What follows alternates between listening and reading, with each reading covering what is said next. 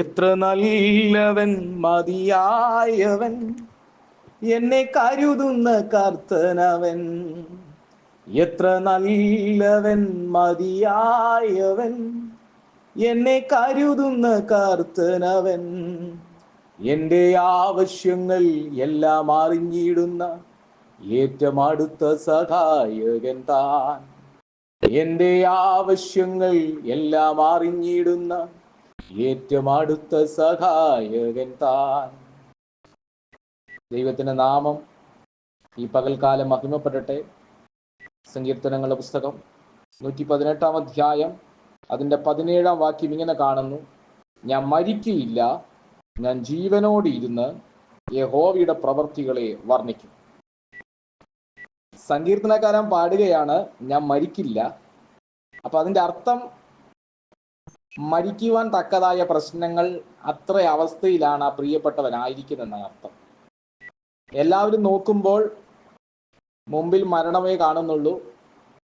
കൂടെ ചുറ്റുമുള്ള പ്രിയപ്പെട്ടവർ നോക്കുമ്പോൾ ഒരു ഹോപ്പ് ഇവനെ കുറിച്ച്, ഈ സങ്കീർത്തനക്കാരനെ കുറിച്ച് കാണുന്നില്ല. ഈ സങ്കീർത്തനക്കാരനെ കുറിച്ച് എല്ലാവരും നോക്കുമ്പോൾ ഇതിന്റെ അവസാനം ഇവന് മരണത്തോട് സമീപിച്ചിരിക്കുന്നു എന്നുള്ള ചിന്തയാണ് ബാക്കിയുള്ളവർക്കെല്ലാം തോന്നുന്നത്. പക്ഷെ സങ്കീർത്തനക്കാരനും അങ്ങനെ അങ്ങ് തോന്നി.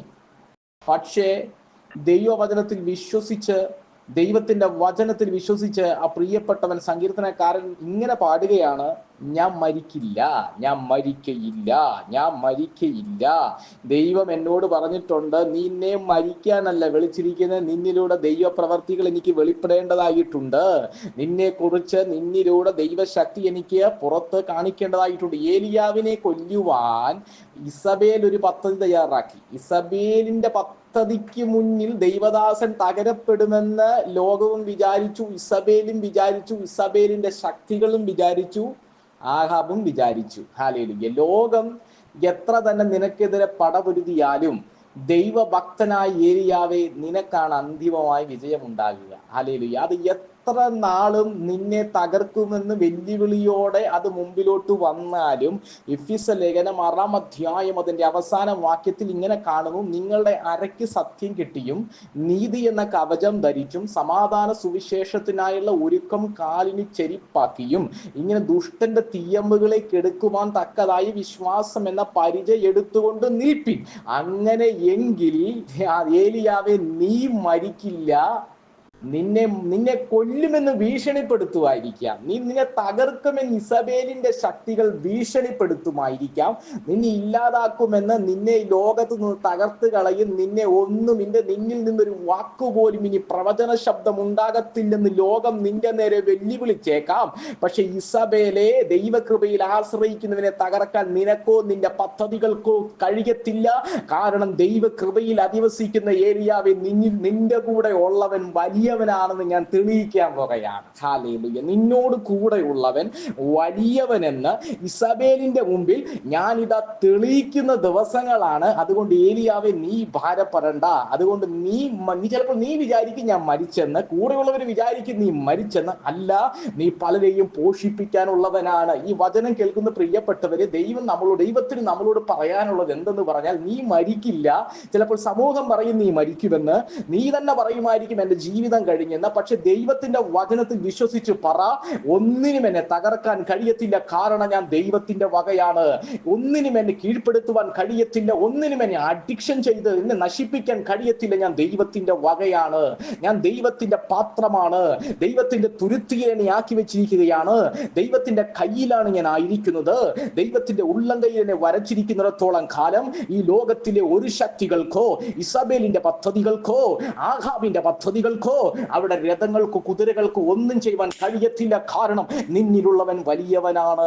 അതുകൊണ്ട് ഇസബേലിന്റെ ശക്തി ഏലിയാവിന് നേരെ ഉയർത്തി 24 മണിക്കൂറിനകം തീർക്കുമെന്നൊരു ശബ്ദം ചെയ്തു പറഞ്ഞാലും, നിന്നെ കുറിച്ച് ആരൊക്കെ എന്തൊക്കെ അന്ധകാര മണ്ഡലങ്ങളും ശത്രുക്കളും നിനക്കെതിരെ പടവരുതിയാലും, ദൈവഭക്തനെ, നീ ജയിക്കുക തന്നെ ചെയ്യും. നീ മരിക്കുവാൻ എന്റെ ദൈവം നിന്നെ മരിക്കുവാൻ എന്റെ ദൈവം സമ്മതിക്കത്തില്ല. കാരണം നിന്നിലൂടെ ദൈവകൃപയിലൂടെ ചില വിധവമാരെ പുനഃസ്ഥാപിക്കപ്പെടുവാൻ, അവരുടെ ജീവിതത്തിലേക്ക് കൈത്താങ്ങലേകുവാൻ, ചില അത്ഭുതങ്ങൾ നിന്നിലൂടെ സംഭവിക്കുവാൻ, ചില ദൈവ പ്രവർത്തികൾ നിന്നിലൂടെ സംഭവിപ്പിക്കുവാൻ ദൈവം ആഗ്രഹിക്കുന്നുണ്ട്. അതുകൊണ്ട് നീ മരിക്കയില്ല. പക്ഷേ നിന്നെ തകർക്കുമെന്ന് പറഞ്ഞവർ പലരും മരിച്ചു പോകും. ഇസബേൽ മരിച്ചുപോയി.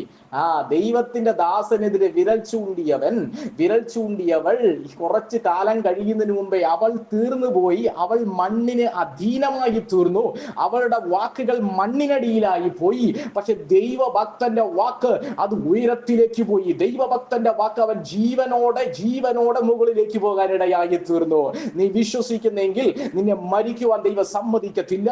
നിന്നിലൂടെ ദൈവ പ്രവർത്തികൾ, നിന്നിലൂടെ അഭിഷേകത്തിന്റെ തലം പുതിയ തലമുറകളിലേക്ക്, പുതിയ പദ്ധതികളിലേക്ക് ദൈവം ഈ ദിവസങ്ങളിൽ ചെയ്യുവാനിടയായി തീരും.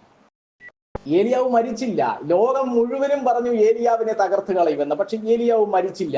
നീ മരിക്കാൻ ഒരു ദൈവം സമ്മതിക്കത്തില്ല. കാരണം ദൈവം നിന്റെ കൂടെ ഉണ്ട്. ഹല്ലേലൂയ. നിന്റെ വാക്ക് ഇല്ലാതാക്കുവാൻ എന്റെ ദൈവം സമ്മതിക്കത്തില്ല. നിന്റെ ശബ്ദം നിർത്തിക്കളയുവാൻ എന്റെ ദൈവം സമ്മതിക്കത്തില്ല. ആരൊക്കെ നിന്റെ ശബ്ദം നിർത്തിക്കളയുമെന്ന് ലോകം തന്നെ നിനക്കെതിരെ വെല്ലുവിളികളുമായി ഉയർത്തിയാലും ദൈവം നിന്നോട് ഉള്ളിടത്തോളം കാലം ഒരു മുൾപ്പറപ്പിനോ, ഒരു മുൾച്ചെടികൾക്കോ, ഒരു ഇസബേലിന്റെ മേഖലകൾക്കോ, ഒരു വരൾച്ചയ്ക്കോ, 3.5 വർഷമുള്ള വരൾച്ചയ്ക്കോ ഒന്നിനും നിന്നെ തകർക്കാൻ കഴിയത്തില്ല. കാരണം നിന്റെ വായിലൂടെ വരുന്നത് പ്രവചന ശബ്ദമാണ്. നിന്റെ വായിലൂടെ ആ പ്രവചന ശബ്ദം ഇനിയും അനേക കാലഘട്ടങ്ങളിൽ വരേണ്ടതായിട്ടുണ്ട് ഏലിയാവേ. അതുകൊണ്ട് നീ ആയിരിക്കുന്ന ഈ വിഷമസന്ധികൾ, നീ കടന്നുപോകുന്ന ഈ പ്രതിസന്ധികൾ, നീ കടന്നുപോകുന്ന ഈ മുൾപ്പറപ്പിന്റെ പ്രതികൂലങ്ങൾ, ഈ മുള്ളിന്റെ വേദനകൾ എന്തിനെന്നറിയുമോ? നിന്നെ ഈ ദിവസങ്ങളിൽ പുറത്തു കൊണ്ടുവരുത്തുന്ന ഒരു ശുശ്രൂഷ നിന്റെ മേൽ ഉണ്ടെന്ന് കാണിക്കുന്ന ദൈവ പദ്ധതികൾ വെളിപ്പെടുത്തുകയാണ്. ഹല്ലേലൂയ. ഇസബേലേ, നീ ശപഥം ചെയ്തല്ലേ, ദൈവത്തിന്റെ മകനെ തകർക്കുവാൻ നീ ശപഥം ചെയ്തല്ലേ, എന്നാൽ മണ്ണിനടിയിൽ പോകുന്നത് നീ ആയിരിക്കും. ദൈവത്തിന്റെ ഭക്തനവൻ ഉയരത്തിലേക്ക് പോകും. അതുകൊണ്ടാണ് സങ്കീർത്തനക്കാരൻ പറയുന്നത്, ലോകം ചുറ്റും എന്നെ നിന്ന് വെല്ലുവിളിക്കുകയാണ്, എനിക്ക് പോലും തോന്നുകയാണ് ഞാൻ തീർന്നു പോയെന്ന്. പക്ഷെ ദൈവത്തിന്റെ ദാസൻ ഒന്നും കൂടെ പറഞ്ഞ് ധൈര്യപ്പെടുകയാണ്, ഞാൻ മരിക്കയില്ല, ഞാൻ ഇല്ലാതെയാകയില്ല, ഞാൻ തകർന്നു വീഴുകയില്ല, ഞാൻ ശൂന്യമായി പോകയില്ല. കാരണം എന്നെ മരിക്കാൻ ദൈവം സമ്മതിക്കത്തില്ല. കാരണം ആ വലിയവനായ ദൈവ സാന്നിധ്യം, ആ വലിയവനായ ദൈവത്തിന്റെ കൃപ എന്റെ മേലുണ്ട്. ഞാൻ മരിക്കയില്ല. ഞാൻ മരിക്കയില്ല. എനിക്ക് മരിക്കുന്നിടത്തോളം എനിക്ക് അത്രയും പ്രശ്നങ്ങളുണ്ട്. പക്ഷേ ഞാൻ അതിൽ നിന്ന് ഓവർകം ചെയ്യും. ഞാൻ പിന്മാറി പോകത്തില്ല. ഞാൻ മുമ്പിലേക്ക് എന്നെ ദൈവം നടത്തും. എന്റെ ജീവിതത്തിൽ പ്രതികൂലങ്ങളിൽ നിന്നല്ല, സങ്കീർത്തനക്കാരൻ പറയുകയാണ്, പ്രതികൂലങ്ങളുണ്ട്, പ്രതിസന്ധികളുണ്ട്, പക്ഷേ ഇതിൽ നിന്ന് ഞാൻ തിരിച്ചു കയറും. കാരണം എന്റെ ദൈവം ഉണ്മയുള്ളവനാണ്. അവൻ അത്ഭുത മന്ത്രിയാണ്, വീരനാം ദൈവമാണ്, നിത്യപിതാവാണ്, സമാധാനത്തിന്റെ പ്രഭുവാണ്. അതുകൊണ്ട് എത്രത്തോളം കാലങ്ങളായി ഒരു ശക്തി തന്നെ, ഒരു ആഹാബിന്റെ മേഖലകൾ, ഒരു രാജ്യത്തിന്റെ പദ്ധതികൾ എനിക്കെതിരെ ഉയർന്നു വന്നാലും ദൈവകൃപയുള്ളവൻ തകർന്നു പോകില്ല. ഞാൻ ജീവനോടെ ഇരുന്ന് യഹോവയുടെ പ്രവൃത്തികളെ വർണ്ണിക്കും. എന്തിനാ നിന്നെ ജീവനോടെ നിർത്തിയിരിക്കുന്നേ? ഹല്ലേലൂയ. നീ ഇപ്പോൾ 24 മണിക്കൂറും കഴിച്ച് സുഖമായി ഇരിക്കാനല്ല. ദൈവം ദാനിയേലേ നിന്നെ കണ്ടിരിക്കുന്നത് ദൈവ പദ്ധതികൾക്ക് വേണ്ടിയിട്ടാണ്. അത് മനസ്സിലാക്കണം. നിനക്ക് ജീവൻ തന്നത്, നിനക്ക് മരണകരമായ പ്രതിസന്ധികൾ നിന്നെ വിടുവിച്ചത്, നിന്നെ ജീവനുള്ള ദേശത്ത് നിർത്തിയിരിക്കുന്നത് എന്തിനെന്നറിയുമോ? നിനക്ക് വേണ്ടിയിട്ടല്ല, അനേകർക്ക് വേണ്ടി ഞാൻ ജീവനോട് ഇരുന്ന് യഹോവയുടെ പ്രവർത്തികളെ വർണ്ണിക്കും. ദൈവത്തിന്റെ പ്രവർത്തികളെ വർണ്ണിക്കാനാണ് ദൈവം വിളിച്ചിരിക്കുന്നത്. ദൈവം നമുക്ക് ജീവൻ തന്നത് എന്തിനാണ്? ദൈവത്തിന്റെ പ്രവർത്തികളെ വർണ്ണിക്കുക, ദൈവം നടത്തിയ വഴികളെ ഓർക്കുക. ഹല്ലേലൂയ. അതുകൊണ്ട് ദൈവപ്രിയ മക്കളെ, ഈ വചനം കേൾക്കുന്ന പ്രിയപ്പെട്ടവരെ, എനിക്ക് നിങ്ങളോട് പറയുവാനുള്ള ഒരു കാര്യമുണ്ട്. നിങ്ങൾ ഏത് മരണത്തിന്റെ മേഖല കൂടെ കടന്നുപോയാലും ഒന്നിനും നിങ്ങളെ തകർക്കാൻ കഴിയത്തില്ല. ഇന്നിപ്പോൾ തന്നെ നിങ്ങൾ വിശ്വസിച്ച് പറ, എന്റെ ദൈവം എനിക്ക് വേണ്ടി പ്രവർത്തിക്കും. എന്റെ ദൈവം ഏലിയാവിന് വേണ്ടി വഴി തുറന്ന ദൈവം, ശത്രുവിൽ മേശ ഒരുക്കുന്ന ദൈവം, അവനെ ഒന്നിനും തള്ളിക്കളയുവാൻ സമ്മതിക്കത്തില്ല. എത്രത്തോളം പ്രതിസന്ധികൾ വന്നാലും എന്നെ ദൈവം ജീവിപ്പിക്കും. ഹല്ലേലൂയ. എന്നെ ജീവിപ്പിക്കും എന്ന് വിശ്വാസത്തോടെ പറയുവാൻ താല്പര്യമുള്ളവർ ദൈവകൃപയിൽ ആശ്രയിച്ച് പറയുവാൻ താല്പര്യപ്പെടട്ടെ. ഈ ദിവസങ്ങൾ ദൈവത്തിന്റെ വചനം നമ്മളെ ക്രിയ ചെയ്യട്ടെ. ദൈവത്തിന്റെ വചനം നമ്മളെ ശക്തീകരിക്കട്ടെ. അവൻ നമുക്ക് ബലം തരട്ടെ. അവൻ നമ്മുടെ കാലുകൾക്ക് ശക്തി, നമ്മുടെ ശരീരമാസകലം ദൈവത്തിന്റെ കൃപയും ദൈവത്തിന്റെ അഭിഷേകത്താലും നിറയ്ക്കട്ടെ. പരിശുദ്ധീതിമാന്യമായ വാഴ്ത്തപ്പെട്ട സ്വർഗ്ഗീയ നല്ല പിതാവ്, ഈ നല്ല സമയത്തിനായി നന്ദിയോടെ ദൈവത്തിന് സ്തോത്രം ചെയ്യുന്നു. ഈ നല്ല ദൈവവചനത്തിനായി നന്ദിയോട് സ്തോത്രം. ഈ വചനം കടന്നു ചെല്ലുന്നിടത്തെല്ലാം അതിന്റെ പ്രവൃത്തി ചെയ്യണമേ. ദൈവത്തിന്റെ വചനം, ദൈവത്തിന്റെ നാമം മാത്രം മഹത്വം എടുക്കണം. മാനമഹത്വം എല്ലാം അങ്ങേക്ക് മാത്രം, യേശു കർത്താവിന്റെ തുല്യമായ നാമത്തിൽ തന്നെ. ആമേൻ.